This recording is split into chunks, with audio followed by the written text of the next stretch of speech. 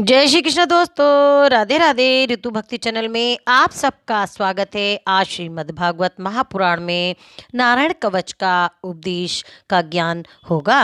राजा परीक्षित ने पूछा, भगवान देवराज इंद्र ने जिससे सुरक्षित होकर शत्रुओं की चतुरंगिणी सेना को खेल खेल में अनायास ही जीतकर त्रिलोकी की राजलक्ष्मी का उपभोग किया, आप उस नारायण कवच को मुझे सुनाइए और ये भी बताइए कि उन्होंने उससे सुरक्षित होकर रणभूमि में किस प्रकार आक्रमणकारी शत्रुओं पर विजय प्राप्त की।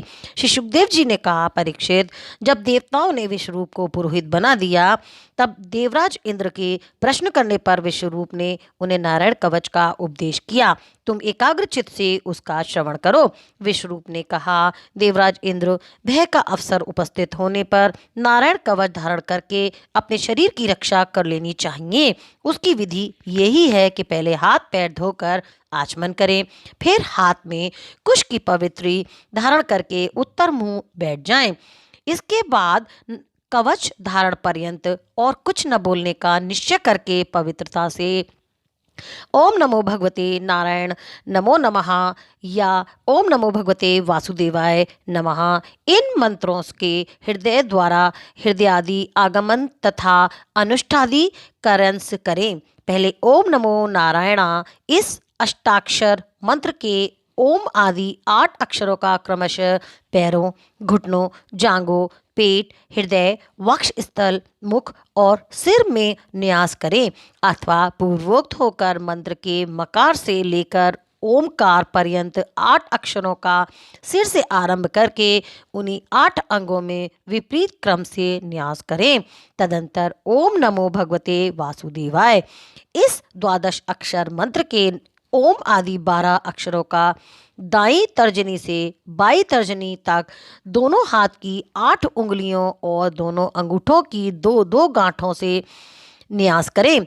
फिर ओम विष्णवे नमः इस मंत्र के पहले अक्षर ओम का हृदय में, वी का ब्रह्मत्र में, श का भौहों के बीच में, ण का चोटी में, वे का दोनों नेत्रों में और ना का शरीर की सब गांठों में न्यास करें। तदंतर ओम म अस्त्राय फट कहकर दिग्बंध करें। इस प्रकार न्यास करने से इस विधि को जानने वाला पुरुष मंत्र स्वरूप हो जाता है। इसके बाद समग्र ऐश्वर्य, धर्म, यश, लक्ष्मी, ज्ञान और वैराग्य से परिपूर्ण इष्ट देव भगवान का ध्यान करें और अपने को भी तद्रूप ही चिंतन करें। तत्पश्चात विद्या, तेज और तप स्वरूप इस कवच का पाठ करें। भगवान श्री हरि गरुड़ जी की पीठ पर अपने चरण कमल रखे हुए हैं। अणिमादि 8 सिद्धियां उनकी सेवा कर रही हैं।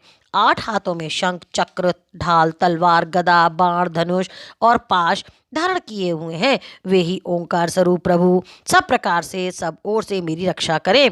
मत्स्य मूर्ति भगवान जल के भीतर जल जंतुओं से और वरुण के पाश से मेरी रक्षा करें।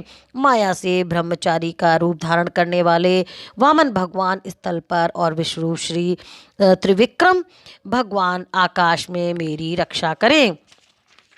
जिनके घोर अट्टहास से सब दिशाएं गूंज उठी थी और गर्भवती दैत्य पत्नियों के गर्भ गिर गए थे, वे दैत्य यूथ पतियों के शत्रु भगवान नरसिंह किले, जंगल, रणभूमि आदि विकट स्थानों पे मेरी रक्षा करें। अपनी दाढ़ों पर पृथ्वी को धारण करने वाले यज्ञमूर्ति वारा भगवान मार्ग में, परशुराम जी पर्वतों में, शिखरों पर और लक्ष्मण जी के सहित भरत के बड़े भाई भगवान रामचंद्र प्रवास के समय मेरी रक्षा करें। भगवान नारायण मारण, मोहन आदि भयंकर अभिचारों और सब प्रकार के प्रमादों में मेरी रक्षा करें। ऋषि श्रेष्ठ नर गर्व से, योगेश्वर भगवान दत्तात्रेय योग के विघ्नों से और त्रिगुणात्पति भगवान कपिल कर्म बंधनों से मेरी रक्षा करें। परम ऋषि सनत कुमार कामदेव से है ग्रीव भगवान मार्ग में चलते समय देव मूर्तियों को नमस्कार आदि न करने के अपराध से, देवर्षि नारद सेवा अपराधों से और भगवान कश्यप सब प्रकार के नरकों से मेरी रक्षा करें। भगवान धन्वंतरी कुपथ्य से, जितेंद्रिय भगवान ऋषभ देव सुख दुख आदि भयदायक द्वंद्वों से, यज्ञ भगवान लोक अपवादों से, बलराम जी मनुष्यकृत कष्टों से और शेष जी क्रोधवश नामक सर्पों से से गढ़ से मेरी रक्षा करें। भगवान श्री कृष्ण देवप्यान व्यास जी अज्ञान से तथा बुद्धदेव पाखंडियों से और प्रमाद से मेरी रक्षा करें।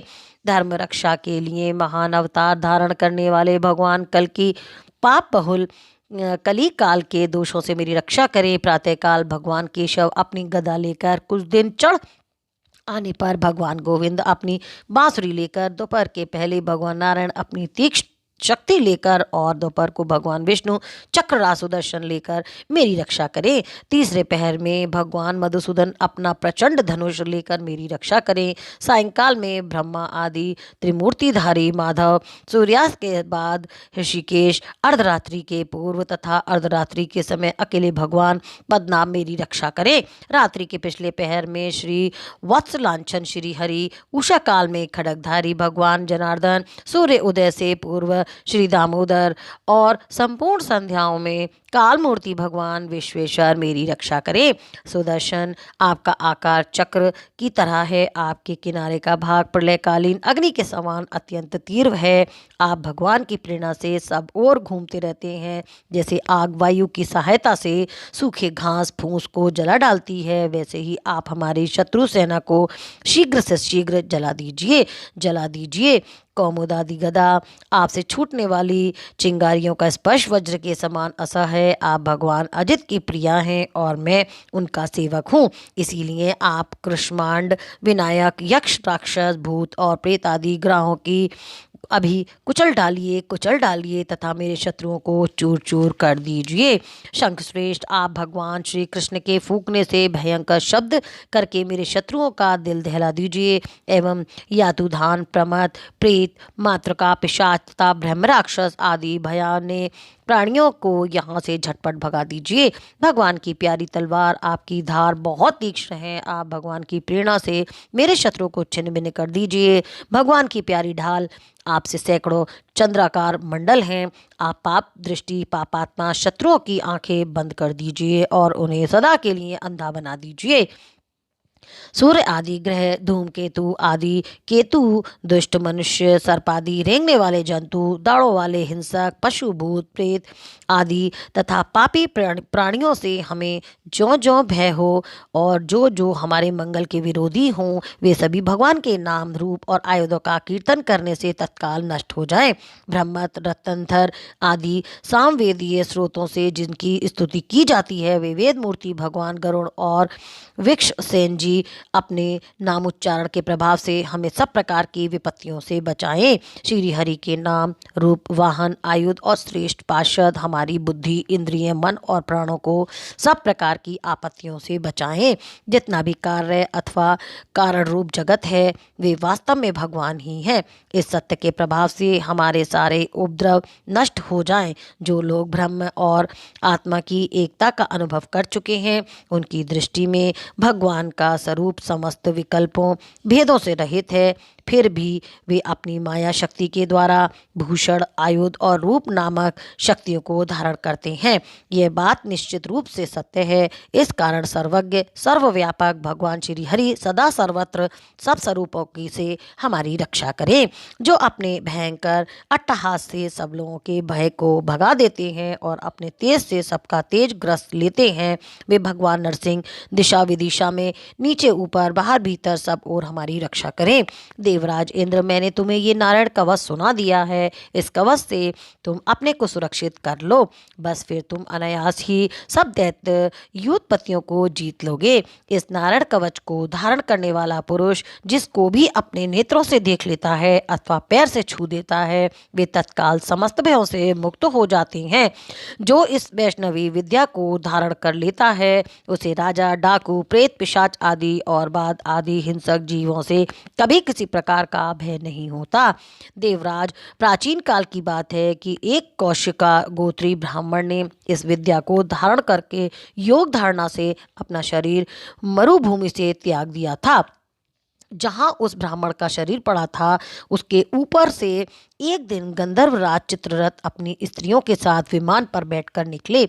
वहाँ आते ही वे नीचे की ओर सिर किए विमान सहित आकाश से पृथ्वी पर गिर पड़े। इस घटना से उनके आश्चर्य की कोई सीमा न रही। जब उन्हें वालिख्य मुनियों ने बताया कि ये नारायण कवच धारण करने का प्रभाव है, तब उन्होंने उस ब्राह्मण देवता की हड्डियों को ले जाकर पूर्व वाहिनी सरस्वती नदी में प्रवाहित कर दिया और फिर स्नान करके वे अपने लोक को चले गए। श्री सुखदेव जी कहते हैं, परीक्षित, जो पुरुष इस नारायण कवच को समय पर सुनता है और जो आदर पूर्वक इसे धारण करता है, उसके सामने कभी सभी प्राणी आदर से झुक जाते हैं और वे सब प्रकार के भयों से मुक्त हो जाता है। परीक्षित, शतक्रतु इंद्र ने आचार्य विश्वरूप जी से ये वैष्णवी विद्या प्राप्त करके रणभूमि में असुरों को जीत लिया और वे त्रिलोक्य लक्ष्मी का उपभोग करने लगे। इति श्रीमद्भागवते महापुराणे पारमहंस्यां संहितायां षष्ठम स्कंदे नारायण कथनम नाम इष्टवो अध्याय संपन्न है। बोल कृष्ण भगवान की जय। ओम नमो नारायण भगवते वासुदेवाय नमः। तो इस प्रकार नारायण कवच का इतना लाभ होता है सुनने और सुनाने से। भगवान हम सब पर अपनी कृपा बनाकर रखें। जय श्री कृष्ण दोस्तों, राधे राधे।